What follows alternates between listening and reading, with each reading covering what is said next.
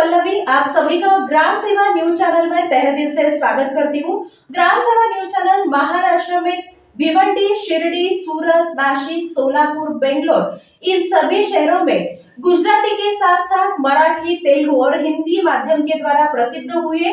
आज హైదరాబాద్ పాత బస్తీ బండ్లగూడ పోలీస్ స్టేషన్ పరిధిలో ఫిర్యాదుదారుపై నమోదైన కేసును మూసివేయడం కోసం sub inspector R Pavan 30,000 demand చేసి 15,000 రూపాయలు లంచం తీసుకుంటుండగా పవన్తో పాటు సిహెచ్ రామకృష్ణను ఏసీపీ అధికారులు అదుపులోకి తీసుకున్నారు.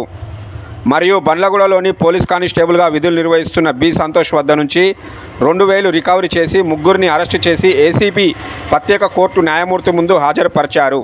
ఈ సందర్భంగా యాంటీ కరప్షన్ బ్యూరో అధికారులు ప్రజలతో విన్నవించడం ఏమనగా, ఎవరైనా ప్రభుత్వ ఉద్యోగులు డబ్బులు డిమాండ్ చేసినట్లయితే టోల్ ఫ్రీ నెంబర్ 1064కి కాల్ చేసి సంప్రదించాలన్నారు. ప్రజల ఫిర్యాదుదారుని పేరు మరియు వివరాలు రహస్యంగా ఉంచబడతాయన్నారు.